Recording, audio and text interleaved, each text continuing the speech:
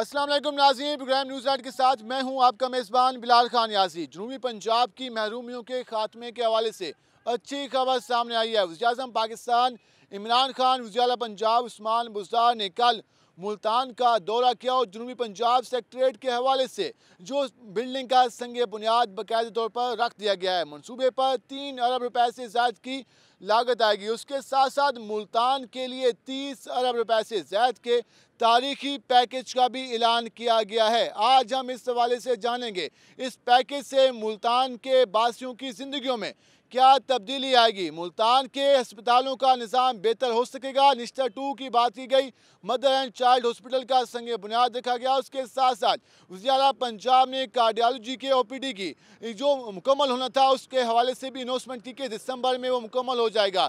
जबकि मुल्तान में तरक्याती कामों के हवाले से, रोड्स के हवाले से विहाई रोड की बात की गई और उसके साथ साथ मुल्तान में जो किसान कार्ड का भी बाकायदा तौर पर आज इफ्तिताह किया गया। मुल्तान के मुंतखब अरकान असम्बली क्या कहते हैं, हम इस हवाले से उनसे जानेंगे, उनसे पूछेंगे कि क्या ये जो ऐलानात किए गए हैं इन पर अमल दरामद भी किया जाएगा और किया जाएगा तो कब तक ये मनसूबे मुकम्मल होंगे। और इसके साथ साथ जनूबी पंजाब के नौजवानों के लिए मुलाजमतों में कोटे की बात की गई। इस कोटे पर किस तरह से अमल दरामद कराया जाएगा, इस पर अगले साल में कुछ अगले साल के बजट में मुलाजमतें रखी जाएंगी या अगली हुकूमत में या नई अमेंडमेंट करके जनूबी पंजाब को इसका हिस्सा दिया जाएगा। इन सवालात के साथ हम अवाम के पास भी जाएंगे, मुंतखब अरकान असम्बली के पास भी जाएंगे, उनसे जानेंगे कि उस सारी सूरत पर क्या कहते हैं। हमारे साथ रहेगा। जैसे कि आज जनूबी पंजाब के लिए तारीखी दिन है और जनूबी पंजाब सेक्रेटेरिएट के हवाले से जो बात की जा रही थी आज उसका बाकायदा संग बुनियाद मुल्तान में रखा गया। लास्ट टाइम हमने देखा जब जनूबी पंजाब सेक्रेटेरिएट की आवाज़ उठी थी और इस हवाले से ऐलानात हुए थे तो मुल्तान को नज़रअंदाज करने की भी बात की गई थी और इस हवाले से मुल्तान के MNA मलिक अहमद हुसैन डेयर ने इस पर आवाज़ उठाई और आज उन्होंने इस हवाले से हमने देखा कि वज़ीर-ए-आज़म के साथ उसका संग बुनियाद रखा। हम इस पर बात करने के लिए पहुंचे हैं, हमारे साथ मौजूद हैं पाकिस्तान तहरीक इंसाफ के MNA मलिक अहमद हुसैन डेयर। हम उनसे जानेंगे कि आज के तारीखी दिन के मौके पर वो क्या कहते हैं और इस हवाले से जो काविशें हैं उनको वो किस नज़र से देखते हैं और हुकूमत ये मनसूबा कब तक मुकम्मल कर लेगी। उस मनसूबे के मुकम्मल होने के बाद जनूबी पंजाब के बासियों की ज़िंदगी में क्या तब्दीली आएगी, हम इस हवाले से जानेंगे। मलिक साहब, हमने लास्ट टाइम आपके साथ प्रोग्राम किया था और आपने कहा था कि ये यहीं पे बनेगा और वज़ीर-ए-आज़म इसका संग बुनियाद रखेंगे और आज हमें देखा कि वाकई इसका संग बुनियाद रखा और आप भी इस संग बुनियाद में शामिल थे। तो इस तारीखी दिन के हवाले से आप पहले क्या कहना चाहेंगे? सर, आज ईद का दिन है। आज हमारे लिए खुशियों का वो दिन है जिसके ख्वाब हमारी नस्लों ने देखे हैं और मैं ये समझता हूँ कि आज ईद उन गरीबों के लिए है जो गरीब लाहौर जाते थे और ख़ास तौर पे जो मुलाजमीन थी, ख़वातीन थी, छोटी मुलाजमीन थी, वो जाती थी और वहाँ पे हरास किया जाता था और वहाँ पे वो बहुत तकलीफ़ें उठाते थे और छोटे छोटे कामों के लिए। तो आज अपने घर में वो यहाँ पे अपने हकूक़ उनको मिलेंगे, उनके काम होंगे। तो मैं समझता हूँ ये उन गरीबों के लिए ईद का दिन है, उन गरीबों के लिए खुशी का दिन है, हम सब के लिए खुशी का दिन है। और इस मौके पर मैं सिर्फ़ और सिर्फ मुबारकबाद देना चाहता हूँ अपने वज़ीर-ए-आज़म को, अपने वज़ीर आला को, जिन्होंने आज ये इफ्तिताह किया है।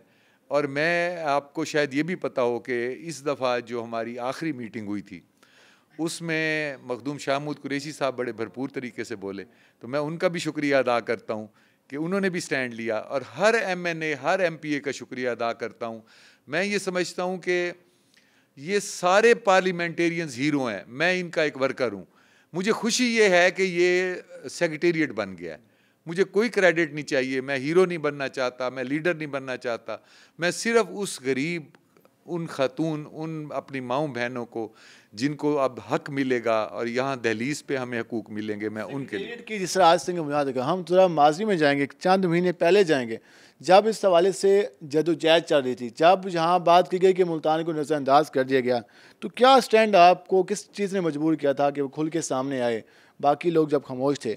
तो आज जो ये दिन इसको आप कह रहे हैं कि ईद का दिन है, तो ये आने वाले दिनों में मुल्तान और जनूबी पंजाब के बासियों के लिए किस तरह ईद का दिन बनेगा? सर देखें, पहली बात तो ये है कि वो वक्त आपने याद दिला दिया तो ग्लिम्स ऐसे मेरे जहन में आ रहे थे कि एक वक्त था कि बहावलपुर का ऐलान हुआ था कि बहावलपुर जो है वहाँ पे सेक्रेटेरिएट बनेगा। तो उस वक्त मैंने स्टैंड लिया था और मैं वज़ीर आला के पास गया था। मैंने कहा जी अगर मुल्तान को हक़ नहीं मिलता तो फिर मुझे MNA रहने का कोई हक़ नहीं है।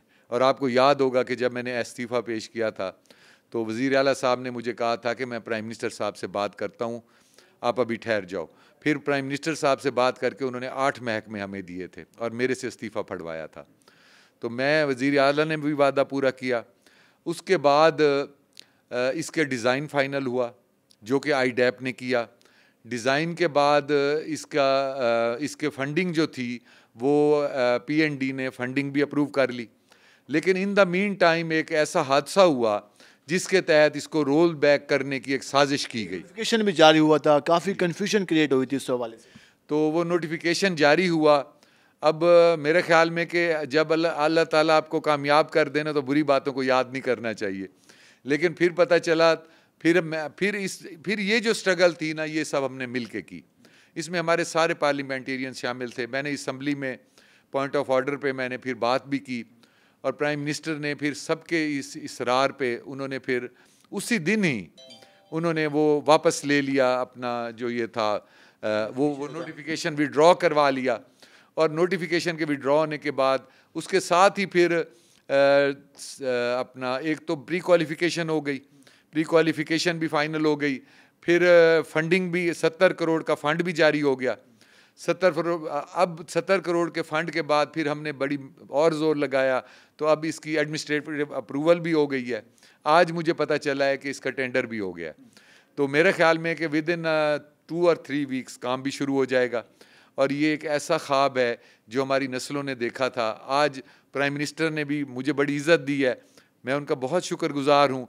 और मैं आज मेरा दिल चाहता है कि मैं सबको गले मिलूँ और सबको मुबारकें दूँ। अच्छा, ये तो वाकई यकीनन जनूबी पंजाब के लिए एक अच्छा दिन है, क्योंकि इस दिन जो एक बुनियादी जो आगाज़ होना था उसका आगाज़ हुआ है।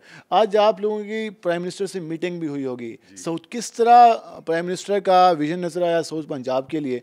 जो लोग हैं वो जानना चाहते हैं कि मज़ीद आने वाले दिनों में साउथ पंजाब में क्या बेहतरी नज़र आएगी। मुल्तान पैकेज की भी बात की गई, उसकी भी अनाउंसमेंट हुई, तो वज़ीर आज़म का साउथ पंजाब के हवाले से वो कितना फोकस नज़र आए? सर, आज मैं एक शख्सियत का जिक्र ज़रूर करूँगा जिसने इस साउथ पंजाब के यहाँ तक पहुँचने में हमारी मदद की है, जिसने टेक्निकली सपोर्ट दी है, जिसने जो बेसिक मतलब रूल्स ऑफ बिज़नेस जो 2020 के फ़ाइनल हुए हैं उसकी मेहनत है। और आज वो जो है या मुल्तान में मौजूद नहीं है, जाहिद अख्तर ज़मान साहब, he is also the hero of south Punjab. मैं उनको खिराज तहसीन पेश करता हूँ आपके हवाले से। मेरा बहुत दिल है कि काश के वो इधर ही हों।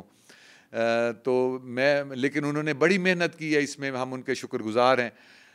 मैं वज़ीर आला साहब का भी शुक्रगुज़ार हूँ। आज वज़ीर आज़म साहब ने जो अल्फाज अच्छे अदा किए हैं, उन्होंने हमारी मीटिंग में भी ये बात की है। उन्होंने कहा जी कि अभी हमने पहला कदम उठाया है और इसका सेक्रेटेरिएट बनाया है, जिस पर मैंने उनको कहा कि सर ये सेक्रेटेरिएट तो आप ज़रूर कह रहे हैं, लेकिन मैं इसको गरीब का सूबा कहता हूँ, क्योंकि गरीब को शो नहीं चाहिए, मिनिस्टर नहीं चाहिए। गरीब को वज़ीर आला से ज़्यादा गरीब को चाहिए कि गरीब के काम यहाँ पे हों, गरीब के जो सेक्रेटरीज़ हैं वो इंडिपेंडेंट हों और उनके काम दहलीज पे करें। वो तो हो गया, गरीब का सूबा गया बन।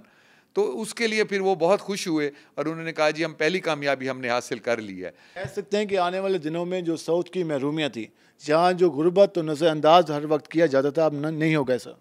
जी, अभी सबसे पहले मैंने तो अपने हलके में ये किया है कि मैं मासिस में जाके उन लोगों का ख्याल करूं जिनके सर का कोई साई नहीं है, और उन गरीबों का ख्याल करूं जो स्लम्स में रहते हैं, जिनकी रहना बड़ा मुश्किल है, जिनको सीवरेज के मसाइल हैं, जिनको बहुत सारे और मसाइल हैं। तो मैं ऐसे सोचता हूँ कि उस पानी वाले या सीवरेज वाले इलाके में मैं खुद रहता हूँ, और अगर बंदा खुद रहता हो क्या मसाइल हैं वो खुद पे फील करेंगे तो फिर आप दूसरे का हल करेंगे। 154 में मुल्तान पैकेज में कोई इस हवाले से मेन स्कीमें शामिल की गई हैं? सर, NA 154 में अल्लाह की मेहरबानी से एक तो मैं खुशकिस्मत हूँ कि NA 154 में मतीतल रोड हमारा जो है वो बन रहा है, और ये ड्यूअल कैरेज वे बन रहा है, और ये वही रोड है जहाँ पे एक्सीडेंट होते थे और लोग मरते थे बहुत ज़्यादा, यानी 20 साल से ये नहीं बना।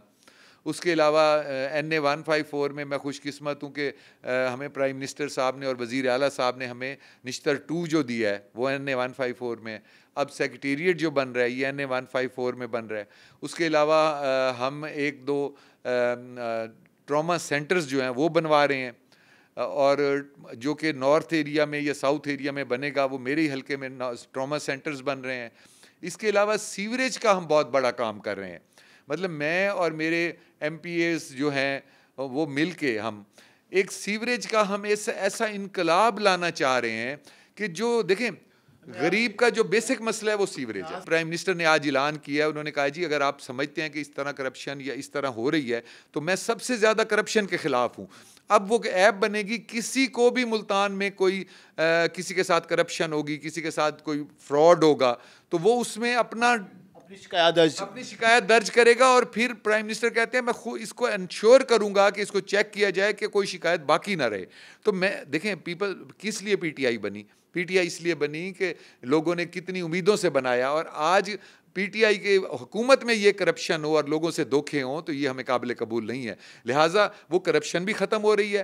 अब डेवलपमेंट के जो मैं बात कर रहा था, ये तो मैंने सरसरी बीच में की, जो डेवलपमेंट की मैं बात कर रहा था तो उसमें मैं अपने इलाके में 1122 के 2 सेंटर बनवा रहा हूँ। एक बनवा रहा हूँ मैं मतीतल रोड पे सेक्रेटेरिएट के साथ, उसमें मैं अपनी ज़मीन दे रहा हूँ, क्योंकि मैंने अपने बच्चों को ये कहा, मैंने कहा ये मुझे देने दें, क्योंकि मैं आखिरत में तो मुझे इसी का ही सवाब मिलेगा ना, कि अगर वो अच्छी जगह पे ज़मीन होगी, लोगों को कोई एक्सीडेंट होगा, कुछ होगा, तो 1122 अगर मतीताल और इधर सब जल्दी पहुँच जाएगी तो सब लोगों को जो जल्दी बच जाएंगे तो उनका सवाब मुझे होगा।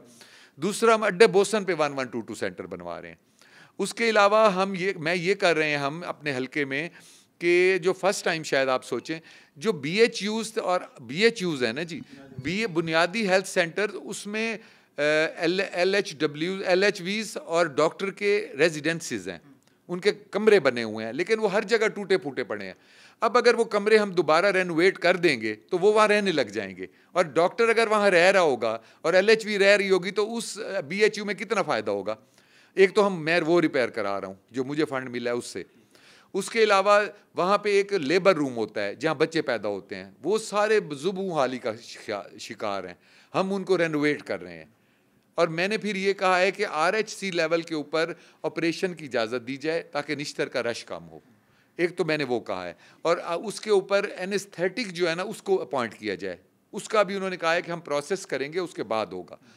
इसके अलावा और मोबाइल हेल्थ केयर यूनिट है, वो मैंने चीफ मिनिस्टर साहब से 4 मंजूर कराए थे, और उसके ऊपर ये होगा कि मेरे इलाके में हेपेटाइटिस बहुत ज़्यादा है, क्योंकि दरिया का तहसील मुल्तान का पूरा इलाका मेरे हलके में है। अब वो जो है उसमें मैंने अपना फ़ंड दिया है रेकरिंग कॉस्ट में 6 करोड़ रुपया। उसमें ये किया है कि हमने अब उसमें हेपेटाइटिस की पहले उसकी स्क्रीनिंग होगी, फिर उसकी इन्वेस्टिगेशन होगी, और जिसको हेपेटाइटिस निकलेगा उसको फिर मेडिसिन भी फ्री दी जाएगी। लेकिन ये देहात के इलाकों में हर जगह पे वो एम्बुलेंस वो जाएंगी, मेडिकल नहीं वो होगी mobile health care, mobile diagnostic unit, यानी वो जैसे एम्बुलेंस होगी ना उस तरह होगी, वो हर जगह खुद जाके वहाँ पे स्क्रीनिंग करेगी और हम अपने इलाके को हेपेटाइटिस फ्री करेंगे। इसके अलावा और बहुत सारे काम हैं जो मैं हल्के में कर रहा हूँ, मेरे ख्याल में वो किसी और दिन के लिए रख लें। अब इससे हम उम्मीद करते हैं कि इससे जो NA 154 है उसमें भी तब्दीली आएगी, और उसके साथ साथ जो यहाँ के लोग जिन्होंने मैंडेट दिया था उसमें भी आवाम को जो है उनके मसाइल में कमी होगी। नाज़रीन, जैसे कि आपने जाना कि जिस तरह आज संग बुनियाद रखा गया और इस हवाले से जिस तरह बताया जा रहा है कि जो मनसूबा मुकम्मल होगा तो उससे यकीनन जो जनूबी पंजाब सूबे के हवाले से जो एक अमली कदम है उसकी तरफ ये पहली पेशरफ्त है, और उसके बाद यकीनन जो जनूबी पंजाब सूबे का ख्वाब है वो भी शर्मिंदा ताबीर होगा। हम मज़ीद भी इस हवाले से बात करेंगे, हमारे साथ रहेगा। मिलते हैं एक शॉर्ट ब्रेक के बाद।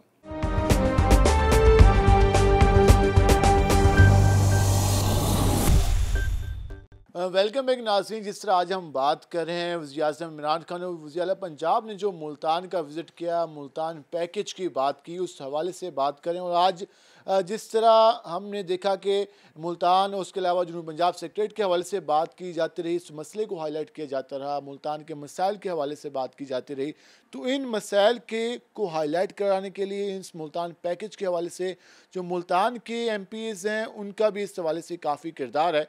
और इस हवाले से आज हमने देखा कि जब जो फिरदौस आशिक अवान ने जब प्रेस कॉन्फ्रेंस की तो उस हवाले से उन्होंने कहा कि जो पाकिस्तान तहरीक इंसाफ के रुकन सूबाई असम्बली है नदीम कुरैशी, उनको फर्जंद मुल्तान का उन्होंने खिताब दिया और कहा कि उन्होंने आज वज़ीर-ए-आज़म इमरान खान के सामने आज स्पीच की और मुल्तान के जो मसाइल थे उनको हाईलाइट किया। पहले हम वो आपको उनकी प्रेस कॉन्फ्रेंस का हिस्सा सुनवाते हैं, उसके बाद हम बात करेंगे। फुजंदे मुल्तान हमारे साथ मौजूद होंगे, पाकिस्तान तहरीक इंसाफ के MP नदीम कुरैशी। हम उनसे जानेंगे कि वो इसके हवाले से मजीद क्या कहते हैं। पहले वो खिताब का हिस्सा सुनिए। नाज़रीन, आपने जाना अब हमारे साथ मौजूद हैं तर्जुमान वज़ीर पंजाब मोहम्मद नदीम कुरैशी। हम उनसे जानते हैं कि आज जो इस हवाले से वज़ीर-ए-आज़म इमरान खान और वज़ीर आला पंजाब की मौजूदगी में जो गुफ्तगू हुई, उसके अलावा मुल्तान पैकेज के हवाले से जानते हैं कि किस तरह के मुल्तान के लिए पैकेजेस अनाउंस किए गए और आने वाले दिनों में मुल्तान में क्या तब्दीली नजर आएगी। नदीम भाई, सबसे पहले आपका शुक्रिया, आपने वक्त निकाला। आज हमने देखा और कल हमने देखा जिस तरह का ये सिलसिला चलता रहा, एक मुल्तान में एक बात चल रही थी कि मुल्तान से 6 MNA इतने MPs मुल्तान पैकेज की डिमांड थी और हमने देखा कि इस हवाले से अनाउंसमेंट की गई। तो इस हवाले से जो मुल्तान पैकेज का है ऐलान, उसके हवाले से पहले पब्लिक को बता दें और उसके बाद हम जानेंगे कि जो आज इस हवाले से मुलाकातें हुई उसके हवाले से क्या सारा कुछ चलता रहा। मैं ज़ाती तौर पे पूरे साउथ पंजाब के लोगों को, इस मीठी धरती, सराइकी धरती के लोगों को मुबारकबाद देता हूँ और मैं बिलखुसूस रूही का भी बड़ा शुक्रगुज़ार हूँ कि आपके कैमरे की आँख ने, आपके इस माइक के साउंड ने और आप समेत आपके तमाम रिपोर्टर्स ने, जिसमें जमशेद रिजवानी साहब और जुनेद अनवर और दीगर तमाम दोस्त जो इस पर बार बार प्रोग्राम करते रहे, उन्होंने एक मुतालबा रखा हमेशा कि जी साउथ पंजाब का कैपिटल मुल्तान को बनना चाहिए। और एक स्टेज ऐसी आई कि हमें लगा कि शायद मुल्तान को वो उसका शेयर नहीं मिलेगा और अरकान असम्बली पर बड़ी तनकीद हुई। चंद MPA से जो MNA से जो बोले, उनमें हमने आपकी भी गुफ्तगू सुनी। आपने कहा था कि ये नहीं होने देंगे कि मुल्तान को उसका हिस्सा ना मिले। आज समझते हैं क्या मुल्तान को हिस्सा मिल गया? देखिए, मैं तो समझता हूँ आज हमारे लिए जो कल का दिन था, जब प्राइम मिनिस्टर इमरान खान, वज़ीर आला उस्मान बुज़दार साहब और वज़ीर ख़ारजा मखदूम शाह महमूद कुरैशी साहब, मलिक मोहम्मद आमिर डोगर साहब, डॉक्टर अख्तर मलिक साहब, मखदूम खुसरो बख्तियार साहब, हुसैन जहानिया गर्देजी साहब, सैयद फ़ख्र इमाम साहब, अंसर मजीद ख़ान साहब, शोज़ब कमल साहब, बहुत सारे नाम साउथ पंजाब के बड़े शानदार लोग इकट्ठे हुए और उन्होंने जनूबी पंजाब के उन 4.5 करोड़ लोगों को, जिनको हर पॉलिटिकल पार्टी ने लॉलीपॉप दिया, जिनको सियासी नारा देकर इख्तियार होने के बावजूद, एक होता है इख्तियार ना हो, और मैं देखिए आप PMLN और पीपल्स पार्टी 2008 में इकट्ठे गवर्नमेंट में थी, उनके पास 2/3 अक्सरियत थी।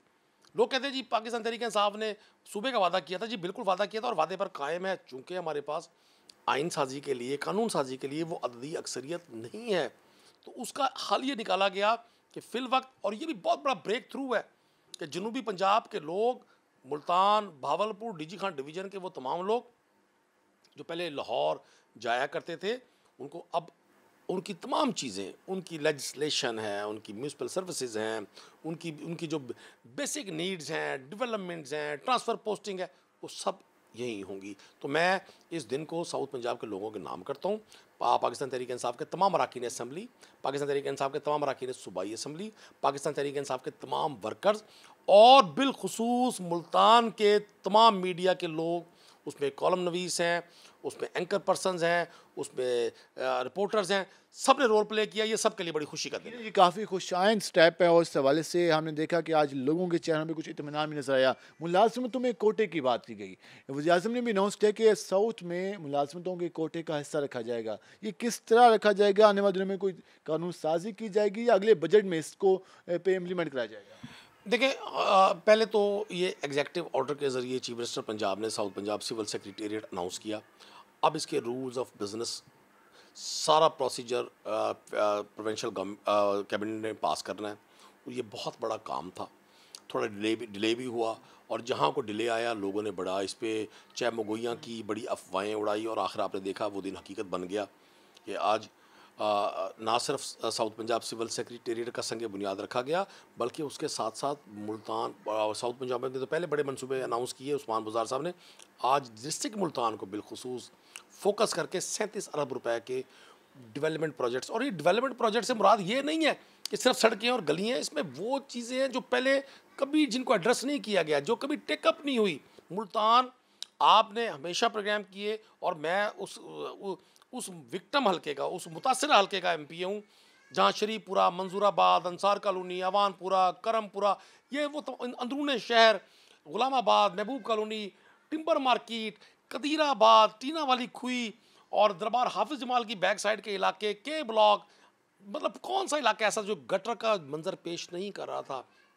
सीवरेज के लिए मेगा प्रोजेक्ट्स दिए गए, मनसूबे शामिल थे इसमें। हम जो आप वज़ीर-ए-आज़म से आपकी मीटिंग हुई, हम अक्सर देखते हैं कि जो हमारे हुक्मरान तबका जो माजी में भी हमारे प्राइम मिनिस्टर रहे हैं, तो साउथ के हवाले से उसको नज़रअंदाज किया। आज जो मीटिंग हुई तो किस तरह नज़र आए, फोकस नज़र आए वज़ीर-ए-आज़म? उनको मालूम था कि यहाँ पे मसाइल हैं, मसाइल के हल के हवाले से कोई संजीदा स्टेप्स पर वो नज़र भी आए कि आने वाले दिनों में, क्योंकि हमने देखा कि माजी में जब भी जो साबिक वज़ीर-ए-आज़म रहे वो किसी हल्के में जाते थे, वो कहते थे कि जो मांगना है मांगो, अनाउंस होते थे लेकिन उसके बाद इम्प्लीमेंटेशन नहीं होती थी। तो आज आपने मीटिंग में कैसे देखा? देखिए मैं आपको कर्ज करूँ 100% इमरान खान साहब का बतौर प्राइम मिनिस्टर इंटरेस्ट उस वक्त बड़ा क्लियर है, बड़ा वाज़ेह है जब वो सरदार उस्मान बुज़दार साहब को बतौर चीफ मिनिस्टर नामज़द करते हैं। उन्होंने आज भी अपनी स्पीच में इसका इजहार किया कि सरदार उस्मान बुज़दार की बतौर वज़ीर आला पंजाब नामज़दगी के जो एक मेन फैक्टर वो ये था कि ये महरूम इलाके से हैं, जनूबी पंजाब के भी महरूम तरीन इलाके से हैं, तौसा से, और तौसा से आगे फिर भारती से, और उनको इसलिए ये जिम्मेदारी दी गई। उन्होंने सारी गुफ्तगू की बड़ा ओपनली उस सारे गैदरिंग के साथ कि मेरा टारगेट ये था कि ये शख्स साउथ पंजाब के पसमानदा इलाकों को तरक्की देने में अपना रोल प्ले करेगा और जनूबी पंजाब के महरूम इलाके पंजाब या पाकिस्तान के दीगर मॉडर्न हिस्सों की तरह तरक्की पाएंगे। तो इससे उनकी दिलचस्पी वाजे हो जाती है। दूसरा, मैंने मीटिंग में मैं आपको एक अर्ज़ करूँ, एक तो बड़ी हमारे लिए ब्लेसिंग ये है कि हमारे तमाम अरकान असम्बली ऑन बोर्ड हैं और इकट्ठे एक ही नुक्ते पर इकट्ठे हैं। किसी साथी का भी, किसी दोस्त का भी कोई ज़ाती एजेंडा नहीं है। के खिलाफ भी कोई बात हुई, हालात भी बताए गए, जो रियलिटी है, जो हकीकत है हमारे सरकारी इदारों की, वो भी खान साहब को बताया गया कि ये हालात हैं? नैब साहब, आप यकीन जाने जिस रुकन असम्बली को बात करने का मौका मिला, उन्होंने सब ने खान साहब को से जो डेवलपमेंट, जो एजुकेशन इंस्टीट्यूट, हेल्थ सेक्टर, दीगर सेक्टर्स में डेवलपमेंट के हवाले से बात की और मनसूबा जात की रिक्वेस्ट की। साथ साथ आम आदमी के हालात भी डिस्कस हुए। उस शख्स के जो किसी पटवारी के पास जाता है तो तसव्वुर भी नहीं है बग़ैर पैसे दिए फ़र्द लेकर आ जाए। मैं ओन कर रहा हूँ, मैं हुकूमती सतह पर बड़ा मुश्किल होता है चीज़ों को ओन करना। मैं आज भी समझता हूँ कि आम आदमी जब मैपको में जाए तो उसको उसी तरह से फैसिलिटेशन मिले जो उसका राइट बनता है, रियासत की जिम्मेदारी है। एक शख्स किसी रेवेन्यू ऑफिस जाता है, एक्साइज ऑफिस जाता है, वेस्ट मैनेजमेंट के ऑफिस जाता है, वासा के ऑफिस जाता है, उसको किसी सिफारिश की ज़रूरत नहीं होनी चाहिए। लेकिन सिस्टम को न्याजी साहब इतना करप्ट कर दिया गया है कि खान साहब हों, कोई भी शख्स हो, कई सालों की ये मेहनत पर हमारा टारगेट है और खान साहब को हर चीज़ बताई गई, महंगाई से लेकर बेरोज़गारी और हर चीज़ को डिस्कस किया गया। करप्शन के हवाले से जो आपने इनको बताया रेवेन्यू में, उसके अलावा मैपको में, दीगर इदारों में, तो उस पर क्या उनका रिस्पॉन्स दिया? देखिए मैं आपको अर्ज़ करूँ, हम कतन ये नहीं कह सकते कि पूरे का पूरा इदारा कोई इशू है। एक हर जगह एक एलिमेंट है, वो एलिमेंट अवाम में भी है, वो एलिमेंट सियासतदानों में भी है, वो एलिमेंट हर शोबे ज़िंदगी के लोगों में है। अगर एक सुर्ख मिर्च वाला अपनी मिर्च में बारूदा मिलाता है या कोई शख्स अपने खाने पीने की अशिया में मिलावट करता है, वो भी तो हम में से है ना। या कोई शख्स ज़ख़ीरा अंदोज़ी करके कीमतें बढ़ाता है तो वो भी तो ज़्यादती कर रहा होता है। इसी तरह से डिपार्टमेंट्स पे भी तमाम लोग बुरे नहीं हैं, बहुत अच्छे शानदार लोग हैं। आखिर पाकिस्तान का निज़ाम है, पाकिस्तान आगे बढ़ा है। पाकिस्तान को बड़ी कोशिश की गई माजी के हुक्मरानों ने कि इसको स्टेटस को में रखा जाए। पाकिस्तान ने इस 2.5 साल में पाकिस्तान फ्लरिश हुआ है। आपके इस मीडिया ने लोगों को अवेयरनेस दी है। ज़रा सी किसी बात पर अब तनकीद होती है। बहुत सारे फैसले प्राइम मिनिस्टर इमरान खान ने बतौर प्राइम मिनिस्टर लोगों की राय को देखते हुए चेंज किए। हालांकि कहा जाता था जी ये तो यू टर्न है, ऐसा नहीं है। उन्होंने जब देखा कि मेरे डिसीजन के अगेंस्ट अगर कोई सॉलिड राय दलील के साथ आई है तो मैं उसको चेंज कर सकता हूँ। मैं समझता हूँ खान साहब को जो छोटी छोटी चीज़ें थी उनको पॉइंट आउट किया गया और उसके लिए मैकेनिज्म बनाया गया। बल्कि खान साहब ने तो ये वहाँ फरमाया कि जी हमें एक हेल्पलाइन बनानी है बिलखुसूस रेवेन्यू के मैटर से मुतालिक, कि कोई शख्स अगर रेवेन्यू ऑफिस जाता है, उसको फ़र्द लेनी है, उसने कोई इंतकाल करवाना है, उसने कोई रजिस्ट्री करवानी है, उसके साथ ज़्यादती नहीं होनी चाहिए। जो उस पर गवर्नमेंट के टैक्सेस हैं वो यूँ हमने ये टाउट माफिया मिडल मैन का रोल ख़त्म करना है। उस हेल्पलाइन पे कोई भी शख्स शिकायत कर सकता है। 100% पुरुमीद नज़र आ रहे हैं जो इस हवाले से जो दौरा हुआ वज़ीर-ए-आज़म इमरान खान का, वज़ीर आला पंजाब उस्मान बुज़दार का, जो मुल्तान के लिए तारीखी पैकेजेस का ऐलान किया गया, उस हवाले से आपने गुफ्तगू जानी। वज़ीर आला पंजाब के तर्जुमान और उसके अलावा सूबाई रुकन असम्बली हैं मोहम्मद नदीम कुरैशी उनकी, और हम भी उम्मीद करते हैं कि जो इस हवाले से लोगों की ज़िंदगियों में जो बेहतरी है वो आए और जिन लोगों ने इस बुनियाद पर वोट दिया था कि उनको तब्दीली नज़र आए तो अब ये कहा जा रहा है कि इससे जो है हालात बेहतर होंगे। अब आने वाला वक्त बताएगा कि किस तरह से इस पर इम्प्लीमेंट होता है और किस तरह से तब्दीली नज़र आती है। हम मज़ीद भी इस सवाल से बात करेंगे, हमारे साथ रहेगा। मिलते हैं शॉर्ट ब्रेक के बाद।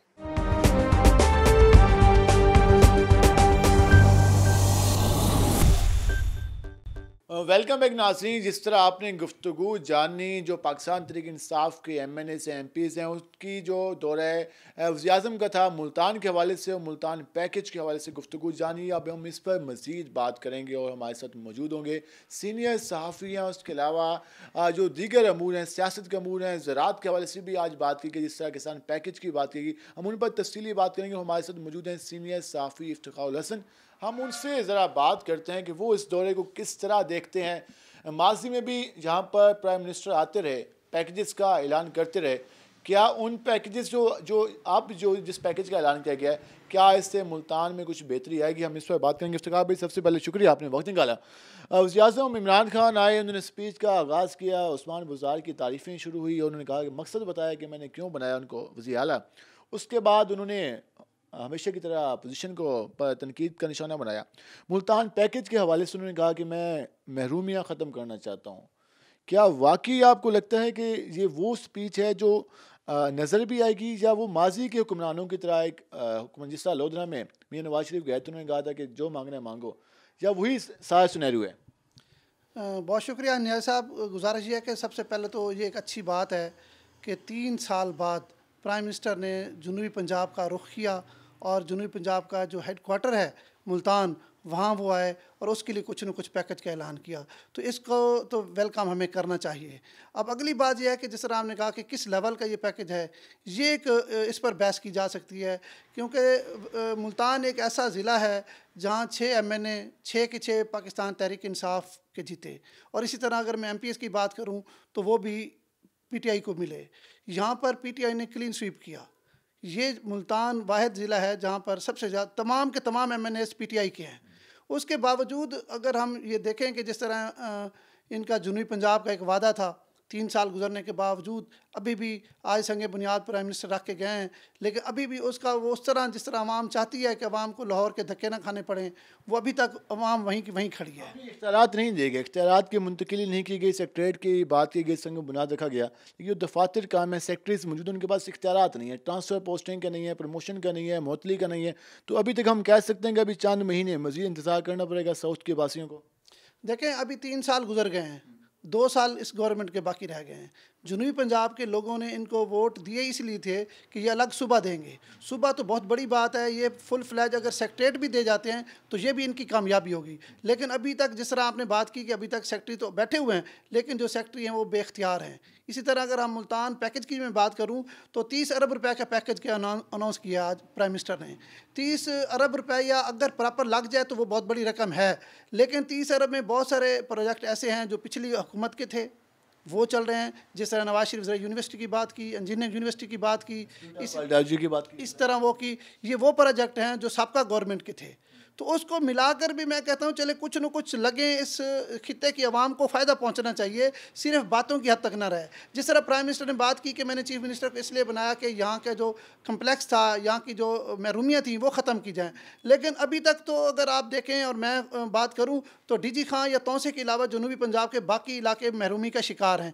बल्कि महरूमी का शिकार नहीं, बल्कि पहले से भी ज़्यादा महरूमियाँ हो गई हैं। की बात करें, बखर की बात करें, लिया की बात करें, लोधरा की बात करें, वही गुजारिश करना चाहता हूँ कि अगर महरूमियों की बात करें तो उस्मान बुज़दार के वज़ीर आला बनने से तौसा और डेरा गाजी खान की तो महरूमियाँ शायद ख़त्म हो गई हूँ, लेकिन जनूबी पंजाब के जो बाकी ज़िला हैं, जिस तरह आपने बक्कर की बात की, लिया की बात की, इसी तरह लोधरा है, भावलपुर है, विहाड़ी है, खानेवाल है, भावलनगर है, रहीमयार खान है, तो वहाँ तो बड़ा बुरा हाल है। पहले कुछ न कुछ फ़ंड्स मिल जाते थे, हिस्से के मिल जाते थे, अब तो जितना फ़ंड्स आ रहा है सारा तौसा लग रहा है। मुल्तान अभी तक फ़िलहाल आज के दिन तक कोई प्रोजेक्ट नहीं है, आज के दिन तक कोई ऐसी बात काबिल ज़िक्र नहीं है जो मैं आपको बता सकूं कि 3 सालों में इस हुकूमत ने ये प्रोजेक्ट कंप्लीट किया है। हाँ, आज ये हुकूमत अनाउंस कर गई है, अल्लाह करे ये जो कर गई है ये इसी तरह ये 30 अरब रुपया लग जाए।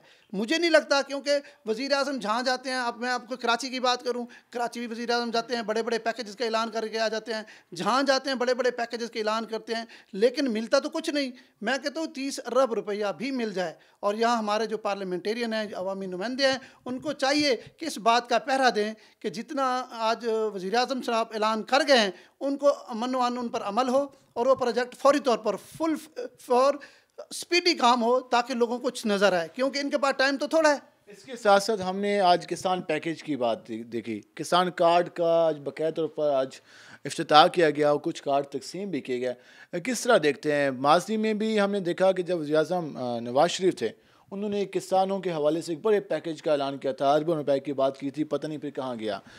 लास्ट टाइम इस हुकूमत ने भी किसान पैकेज की बात की। अब किसान कार्ड, क्या वाकई किसान कार्ड जो अभी ये अनाउंस करने जा रहे हैं, जो आज अनाउंस किया है, कल अनाउंस किया है, इससे जो हमारा किसान है उसको फ़ायदा पहुँचेगा? क्या हमारे पास इतने वो वसाइल हैं या इतनी एजुकेशन हमारे पास किसान के पास है कि वो इसको बाकायदा यूज़ करके इससे फ़ायदा उठा सकते हैं? देखें, ये बड़ी बदकिस्मती है इस मुल्क की, इस कौम की, इस अवाम की, और ख़ुसूसन किसान की। नवाज शरीफ की हुकूमत हो या इमरान खान की हुकूमत हो, किसान के हवाले से कोई पॉलिसी में फ़र्क नहीं आया। हालांकि इमरान खान साहब इलेक्शन से पहले अगर आप इनकी तकरीरें देख लें 2018 की, तो ये किसान पर इलेक्शन लड़े। किसान को अगर सियासी जमातों में किसी ने फ़ायदा पहुंचाया है तो वो पीपल्स पार्टी है। पीपल्स पार्टी जब भी आई है उसने किसान को खुशहाल किया है। नवाज शरीफ जितना अरसा उसने मुल्क में हुकूमत की है, उसने कभी किसान का नहीं सोचा।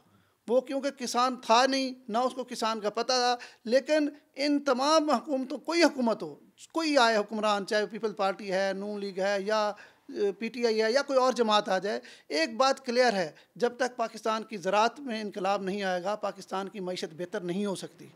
वज़ीर आज़म पाकिस्तान इमरान खान एक ऐसा वज़ीर आज़म था जिस पर तमाम जमातों के जो लोग थे, उनका तल्लक नून से था, पीपल पार्टी से था, या PTI से था, सबको तवक्को थी कि ये आएगा और चीज़ें बेहतर होंगी, मेरिट पर होंगी। लेकिन बदकिस्मती ये है कि आज की, अगर आज तकरीब की मैं बात करूँ, आज की तकरीब में जो वफाकी वज़ीर फ़ूड सिक्योरिटी हैं फ़खर इमाम साहब, वो ख़ुद एक काश्तकार हैं। वो मुल्तान होने के बावजूद किसान तकरीब में नहीं थे। देखें आप किस तरह मुल्क चला रहे हैं कि आपने एक वफाकी वज़ीर रखा हुआ है, उसके साथ आपने फिर एक वो पहले वज़ीर आज़म साहब कहते हैं जी आटा माफिया, चीनी माफिया, और फिर बात करते हैं पेट्रोल माफिया। अब उन्होंने अपने साथ एक पेस्टिसाइड माफिया लगा दिया है। आज की जो तकरीब के जो होस्ट थे उनका नाम जमशेद चीमा है, जिनको इन्होंने अपना मुशीर ज़राअत बनाया है। जब एक वफाकी वज़ीर है तो आपको एक कंपनी वाला जिसका बिज़नेस है, जिसका अपना स्टेक है, जिसका अपना इंटरेस्ट है, उसको आप अख्तियारात दे के मतलब ये आप किसानों को फिर लूटेंगे। इसी तरह इनका सूबाई वज़ीर हुसैन जहानिया गर्देजी हैं, वो भी काबिल आदमी हैं, उसने भी एग्रीकल्चर की तालीम हासिल की हुई है, और फिर ख़ुद वो प्रैक्टिकली काश्तकार हैं। तो इमरान खान को तो पॉलिसी उनके सर पर बनानी चाहिए। जमशेद चीमा का क्या किरदार है यहाँ पर? वो तो फिर ये जो कार्ड है ये फिर फ्रॉड निकलेगा। आने वाले दिनों में हमें फिर कोई नए स्कैंडल देखना पड़ेगा। अच्छा, लाइव स्टॉक के हवाले से आज इमरान खान ने बात की। लाइव स्टॉक की बात करें तो वो कहते हैं कि जी हमारे पास तो हमारी इस वक्त जो गाय भैंस हैं उस इसके हवाले से हमें काफ़ी ज़्यादा वर्किंग करनी है, हमने बाहर से चीज़ें मंगवानी है और क्वालिटी के हवाले से वर्क करना है। तो वज़ीर आज़म को एक बात नज़र आती है कि वो उनको कुछ ना कुछ हालात मालूम हैं, लेकिन लगता है ऐसे कोई पॉलिसी नहीं है, कोई मैकेनिज़्म नहीं है, कोई इनको बताने वाला नहीं है, कुछ काम ही नहीं किया गया। अभी बताया जाता है कि हम ये करेंगे, 3 साल गुजर गए हैं, वो कहते हैं कि अभी हम इस पर पॉलिसी बनाएंगे। तो ये पॉलिसी कब बनेगी? हमारी लाइव स्टॉक की, हमारी ज़राअत की, जो हमारे किसान हैं, ये कब तक चेंज होगा? क्या लगता है आपको? देखिए, मैं आपको आज बात बताऊं, जिस तरह आज वज़ीर आज़म साहब ने बात की, मैं पहले गंदम की बात कर लूँ। वज़ीर आज़म साहब ने कहा कि 500 अरब रुपया किसान की जेब में इजाफी जाएगा। ठीक है, वज़ीर आज़म साहब ये भी बता देते कि इसमें हुकूमत का क्या किरदार है। जो 500 अरब रुपया किसान की जेब में ज़्यादा जा रहा है, उसमें हुकूमत का क्या किरदार है, हुकूमती पॉलिसी का क्या किरदार है, या हुकूमती जो इदारे हैं उनका क्या किरदार है। ये कुदरत की तरफ से एक मौसम फेवरेबल था तो गंदम की पैदावार बेहतर आ रही है। अगर मैं कारकर्दगी में बात करूँ तो आपने तो DAP 6,000 रुपये की दी है। जब आप 6,000 रुपये की DAP देंगे तो फिर क्या किसान पर तवक्को करेंगे कि वो कितनी पैदावार अपनी बढ़ा सकता है। इसी तरह जब गंदम काश्त हो रही थी उस वक्त इन्होंने रेट रखा 1,400 रुपये, इन्होंने रेट नहीं बढ़ाया। अगर उस वक्त ये 1,800 रुपये रेट अनाउंस करते तो किसान इससे भी ज़्यादा मेहनत करता। अच्छा, फिर आप 1,800 रुपये देकर किसान पर एहसान कर रहे हैं। सिंध हुकूमत 2,000 रुपये दे रही है। और फिर बदकिस्मती ये है कि आपने पिछले साल जो बाहर से गंदम मंगाई है वो आपको 2,400 रुपये में पड़ी है। जो यूक्रेन की गंदम आप लेके मुल्क में इस्तेमाल कर रहे हैं वो 2,400 रुपये। जो पंजाब का किसान आपको दे रहा है वो आप ले रहे हैं 1400, 1600 और फिर अब 1800 करके आप एहसान जता रहे हैं। हर जितनी ज़रूरी लवाजमात हैं सबके ऊपर टैक्स है, हालांकि दुनिया में जो ज़रूरी लवाजमात है वहाँ उस पर कोई टैक्स नहीं होता। पाकिस्तान वाहिद मुल्क है जहाँ ज़रूरी लवाजमात पर भी टैक्स हैं। इमरान खान साहब अपनी हुकूमत से पहले ये कहा करते थे कि ज़रूरी लवाजमात पर टैक्स ख़त्म किए जाएँ, लेकिन अब बदकिस्मती से जब खुद वज़ीर आज़म हैं तो ये चीज़ें नज़र नहीं आ रही। सिंध में 2000 रुपये किसान को गंदम का मिल रहा है, वो भी नज़र नहीं आ रहा। पंजाब में अगर 1800 रुपये दे रहे हैं तो वो भी वज़ीर आज़म साहब आज एहसान जता रहे हैं। दूसरा आपका सवाल था लाइव स्टॉक का। देखें, लाइव स्टॉक पाकिस्तान का फ्यूचर है, इसमें कोई शक नहीं। ज़राअत और लाइव स्टॉक जो है ये जुड़े हुए हैं और इन दोनों में ही पाकिस्तान का फ्यूचर है। पाकिस्तान की अगर कभी मईशत ठीक हुई किसी भी हुकूमत में किसी भी दौर में तो वो इसी ज़राअत और लाइफ स्टॉक से हो सकती है, तीसरा रास्ता कोई नहीं है। तो वो हुकूमत अगर बातों में अपना टाइम गुजार ले उसकी मर्ज़ी है, अगर प्रैक्टिकली किसान को कोई रिलीफ दे। आज इतनी बड़ी तकरीब थी, किसान कार्ड तकसीम किए गए, पूरी ज़राअत पे बात हुई, वज़ीर आज़म ने कपास पर बात करना पसंद नहीं किया। कपास आपकी मेजर क्रॉप है, फिर आप कपास की बिजाई का टाइम है। हालांकि चाहिए तो ये था कि वज़ीर आज़म साहब आज कपास की स्पोर्ट प्राइस का ऐलान करके जाते ताकि किसान खुशी से अपनी कपास काश्त करता। पहले भी आप देखें आपकी कपास की जो पैदावार है वो बहुत कम हो गई है, और अगर इस तरह वज़ीर आज़म किसान को मोटिवेट नहीं करेगा तो यकीनन कपास की पैदावार में मज़ीद कमी होगी। आपका शुक्रिया, आपने वक्त निकाला। नाज़रीन, जैसे कि आपने तफसीली आज जाना कि जो मुल्तान पैकेज के हवाले से बात की गई, किसान पैकेज के हवाले से बात की गई, इस पर आपने राय जानी और यकीनन इस हवाले से जो हमने भी आज स्पीच में सुना था वज़ीर आज़म इमरान खान की 500 अरब इजाफी जा रहा है किसान को, तो ये भी सोचना चाहिए कि किसान ने किन हालात से गुजरा है, किसान को कितनी महंगाई बर्दाश्त करनी पड़ी है, किसान को खादों के हवाले से, बीज के हवाले से किन मुश्किलात का सामना करना पड़ा है। लेकिन उसमें भी हुकूमत की कई कोताहियाँ और जो अरबों रुपए का नुकसान किसानों को हुआ है वो भी इसके ज़िम्मेदार यकीनन कोई ना कोई होगा। तो जो आपने जाना, इस सवाल से हम उम्मीद करते हैं कि जो पैकेजेस अनाउंस किए गए इस पर अब यही दुआ है कि इन पे कोई अमल दरामद भी हो और यहाँ इस खित्ते के लोगों की ज़िंदगी में कोई तब्दीली भी नज़र आए। आज के प्रोग्राम से अपने मेज़बान बिलाल खान याजी को इजाज़त दीजिए। अल्लाह ने के बाद।